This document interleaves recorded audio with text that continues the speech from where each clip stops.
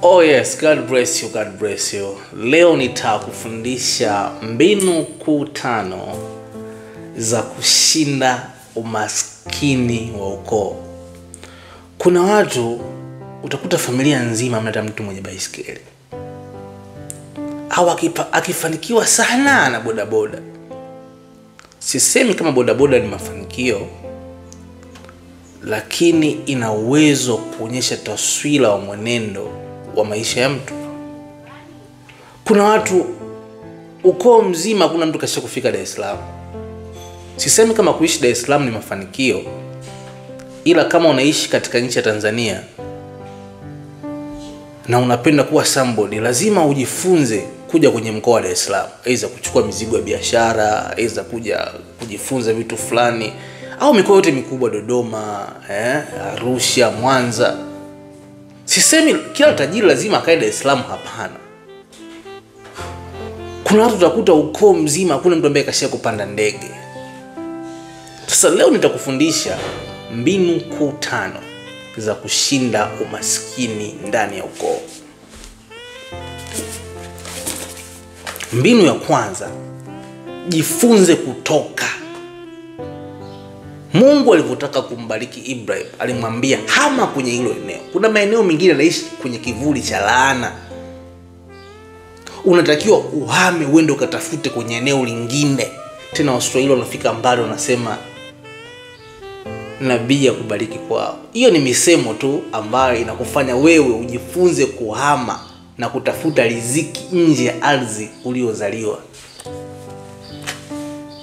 Mbinu ya pili, omba neema ya Mungu unapokuwa katika utafutaji wako sasa. Ili ushinde umaskini ambao unausumbua ukoo wako wote, jifunze kuomba neema maalumu ya roho ya upendeleo na neema maalumu ya roho ya kibali, jamii iweze kukubali kwenye shughuli yako yoyote. Ila mbinu ya 3, vunja laana za ukoo. Hapa lazima uwatafute watumishi wa Mungu walionyooka hivi, ambao hawana kona. Utoe sadaka maalumu ya kuvunja kila minyororo inayokuvuta kushuka chini kwenye ulimwengu wa roho. Sadaka ambayo itakuwa inaongea kwenye madhabahu ya kuharibu nguvu za giza ambazo zinakufuatilia kwenye ulimwengu wa mwili.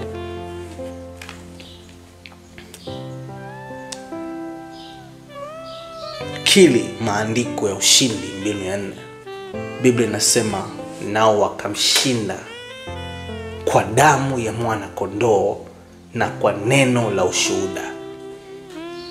Unatakiwa ushinde hiyo roho ya umaskini kwenye ukoo wako kwa damu ya mwana kondoo na kwa neno la ushuhuda.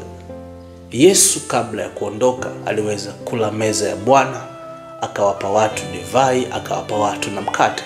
Akasema mtafanya hivi kama kunienzi, mtakuwa mnakula mwili wangu pamoja na damu yangu. Biblia yenyewe ikasema mtamshinda kwa damu ya mwana kondoo na kwa neno la ushuhuda. Mbinu ya 5 ni fanya kazi kwa bidii kama hautokuja kufanya tena. Katikati ya bidii ongeza na ubunifu. Alafu uone sasa kama kweli Mungu hatakuonekania. Omba Mungu, fanya kazi kwa bidii, weka na ubunifu. Kuwa mpole, be humble.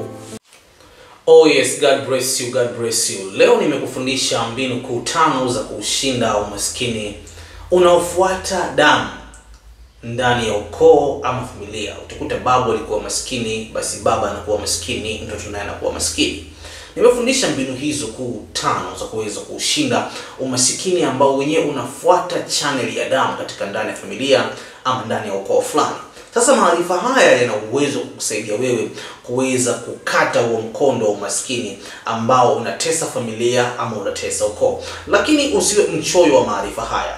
Unaweza ukawatumia ndugu, jamaa pamoja na marafiki. Bonyeza huo mshale wa share ili uweze kushare kwa watu mbalimbali waweze kupata maarifa haya mazuri kabisa na maarifa haya matamu. Mungu wa mbinguni akubariki sana. Lakini kubwa zaidi na kuomba na kukusihi, usiache kusubscribe channel yako nzuri kabisa hii ya Lev_Yazil. Lakini usiache kucomment pamoja na kushare kwenye ukurasa wetu wa YouTube. Lakini vile vile usiache kutufollow kwenye kurasa mbalimbali za kijamii kama vile Instagram, TikTok, YouTube, Facebook na mitandao mingine mingi. Tunapatikana kwa jina moja tu, andika Lev_Yazil ama andika Lev_Yazil.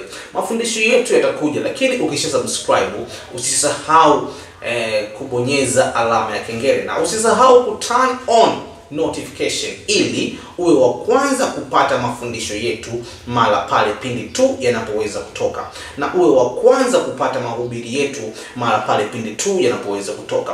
Mtumishi wa Mungu na mpaka mafuta wa Bwana Lev_Yazil amejikita kwenye mafundisho ya kiimani, kiuchumi pamoja na kijamii, kwa sababu ili mtu afanikiwe inamlazimu aweze kutegemea engo zote hizi kuu tatu, yani engo ya kiimani iwe sawa, engo ya kiuchumi iwe sawa, na engo ya jamii inayotokea jamii anayoishi iwe sawa.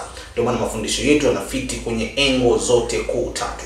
Mungu wa mbinguni akubariki sana. Usiache kusubscribe, kulike, kucomment pamoja na kushare na kuangalia mafundisho yetu kadha wa kadha na mara kwa mara, ili uwe wa kwanza kupata maarifa mazuri na thabiti mara pale pindi tu yanapoweza kutoka. Kumbuka, usiache kufuatilia na kutujuza pale pindi tu unapoweza kupata changamoto yoyote ile.